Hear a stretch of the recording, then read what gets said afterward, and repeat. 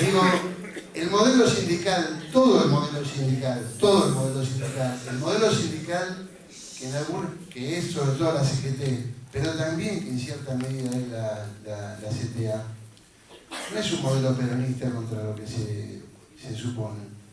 El peronismo fue sindicato fuerte, CGT fuerte y un Estado fuerte. Y la CGT participaba en la política del Estado, es decir, la CGT no tenía obras sociales y hoteles en Bariloche, en Mar del Plata. Lo que tenía era una política social y hacía construir Chapalmalal, Río Tercero, etc. También en relación con la salud pública. La política del sindicalismo peronista era defender un papel del Estado, defender una política del Estado, con su gran ministro de Salud, era eso. La actual conformación de los sindicatos, la conformación que se hace a partir de los años 60, que eso es una cosa del Mefisto de Frondizi, que fue darles a los sindicatos, emputecerlos, dándoles el control de las obras sociales, del turismo, etc., y ponerlos en esa vía. Y esto, desde los 60, en que se constituye esta modalidad de sindicalismo, con sus obras sociales, con sus operaciones de decoración, con circulación extracorpórea, con una cosa que no tiene un carajo que ver con la lucha sindical, y por supuesto absolutamente desentendido de la salud pública, del turismo social y todo eso, porque no tienen política para eso. La política es mejorar el hotel, mejorar las cosas, tercerizar. Bueno, no sé, no quiero entrar ahora en el negocio, quiero decir cuál es como modelo. Esto siguió así. En los 70, la alternativa a esa fue la construcción de agrupaciones políticas, ahí está la JTP y tantas otras, y hubo una situación de quiebre que fue los sindicatos clasistas de Córdoba, y que se dieron en una fisura del propio sistema, es decir, el ESMATA había sido una creación de la patronal automovilística que recién había crecido, y que había puesto a Dirk Klosterman, que algunos dijeron después que había sido ajusticiado, no lo sé, otros decían que había sido asesinado, no lo sé, todos podemos interpretar. Lo cierto que fue cepillado, digamos, y asumió el señor José Rodríguez, que sigue hasta hoy en el ESMATA. Bueno, en esa fisura de la creación, que a la Unión Obrera Metalúrgica le sacan la rama automotriz, en esa fisura entra el sindicalismo combativo de el CITAC y CITRAN, que fueron una expresión muy alta de conciencia de la clase obrera, siendo que además el ESMATA de la misma Córdoba también dio dirigentes como un Elpidio Torres, que fue dirigente del Cordobazo por el peronismo, y después René Salamanca, que fue un gran dirigente también de la izquierda, del Partido Comunista Revolucionario. Entonces, ¿cuál es hoy la situación? Los 90 lo que hace es darle una vuelta de tuerca a todo esto.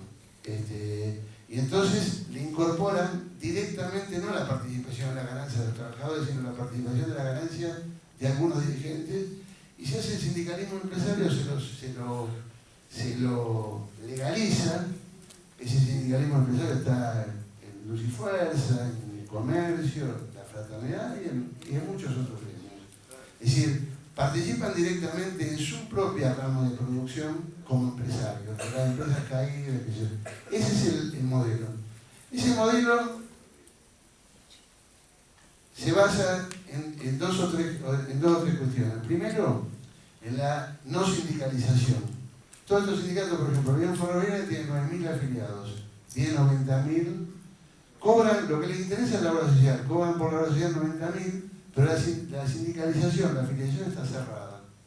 Está cerrada y pasa así, o sea, por ejemplo, en Comercio, que lo conozco yo como empresario, es un secreto cerrado bajo 7 llaves quiénes son los afiliados, porque son los que votan. Los que votan deciden todo, el que vota es el sindicato es el que decide y negocia el convenio colectivo y es el que maneja como sindicato la obra social.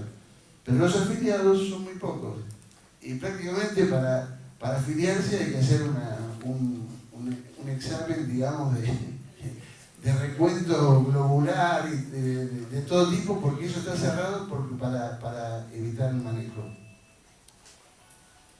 Alfonsín voy a decir una herejía. Para mí tuvo una gran idea en su momento, que fue lo que se llamó la ley Mucci, que era incorporar la presencia de minorías en los gremios. Esa ley, que era una ley democrática, que fue apoyada por muchos de nosotros, entre los cuales me incluyo, y que terminó derrotada, fue apoyada en su momento por Piccinini, que representaba, y por el otro compañero que está en la CTA. Dale, Mari, dejá de comentar. Mirá, o sea, callate, por favor. No, dice que no está de acuerdo. Bueno, pero está bien, pero decí después que no está de acuerdo. Pero no haciendo un contrapunto. Hola, bueno, que era la incorporación de minorías.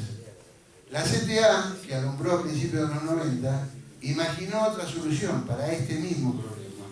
Para el problema de qué hacen, porque en esos compañeros, yo voy a decir hoy, digamos, hay compañeros a los cuales les duele hablar de burocracia sindical. Y a mí también me parece que es una cosa que no discrimina.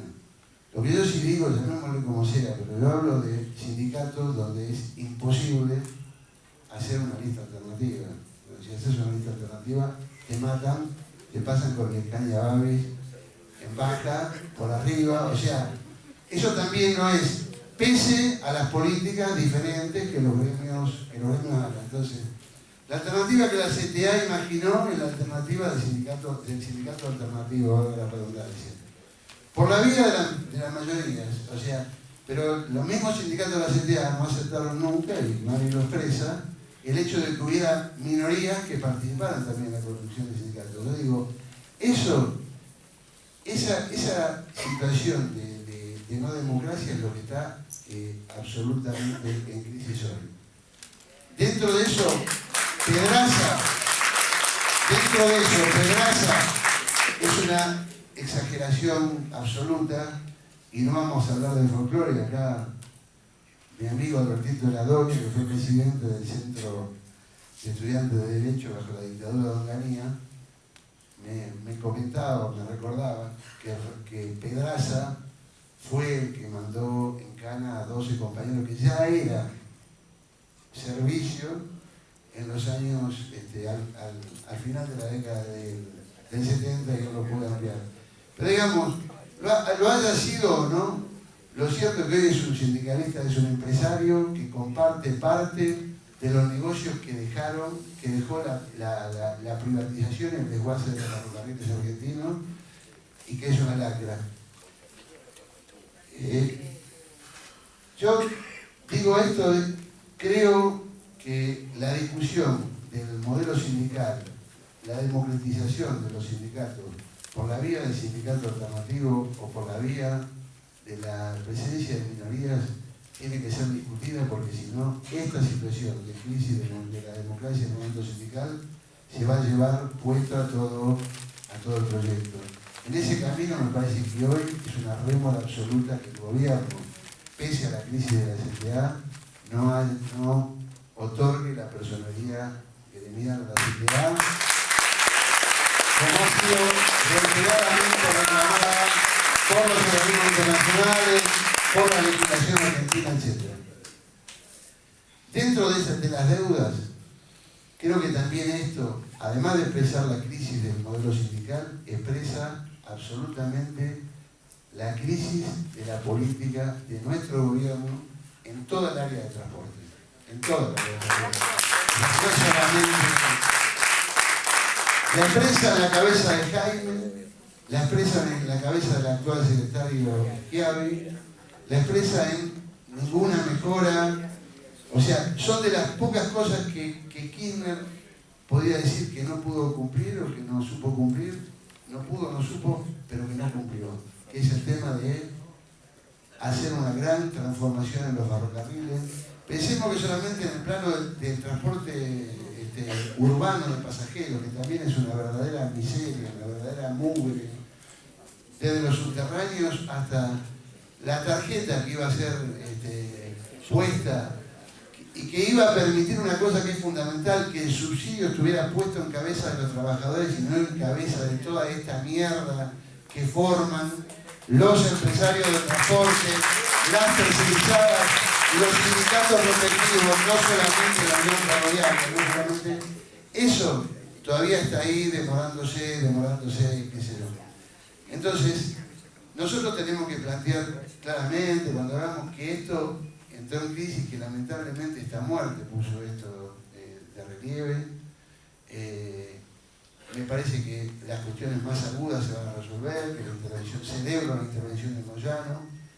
La intervención de Moyano no es una intervención oportunista, porque Moyano estuvo en contra de la tercerizada siempre, y por eso, digamos, la gran patronal y la gran prensa lo ha estigmatizado. Esto es genuino, y él lo dijo desde el primer momento, y esto es rigurosamente así. Así como uno dice una cosa, tiene que decir exactamente la otra. Y bueno, nada más porque ya me extendí demasiado.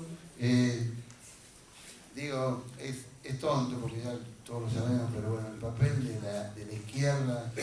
Celebro que Carta Abierta haya ido a la marcha, y nosotros también como Carta Abierta decidimos con los que estábamos con el cartel disolvernos bastante antes de Plaza de Mayo, porque veíamos cómo venía, pero es decir, teníamos que ir, pero tampoco podíamos legitimar la mierda de todos estos tipos. Y la mierda que estuvieron haciendo y diciendo, no sé cómo no le da vergüenza ir a almorzar con Mirta Legrand, al señor Pino Solano, a la señora Vilma Ripoll, a la señora Altamira,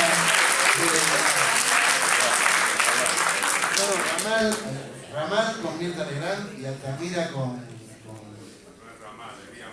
bueno, lo vi en 2 programas. Rubín, con Nelson Castro. Rubín, con el S5N. Así que, pero esa es otra discusión. Yo pienso que lo más importante para nosotros ahora no es discutir la política de los otros. El grupo A, de la izquierda, nosotros tenemos que tratar de discutir ahora para llegar en mejores condiciones al 2011 y ganar, que nuestra obligación y nuestro compromiso es discutir lo propio. Aquello que tiene que ver con la fuerza propia, que es la democratización sindical, y aquello que tiene que ver con las políticas que faltan, una de las cuales, fundamental, es una política nacional y popular en el transporte.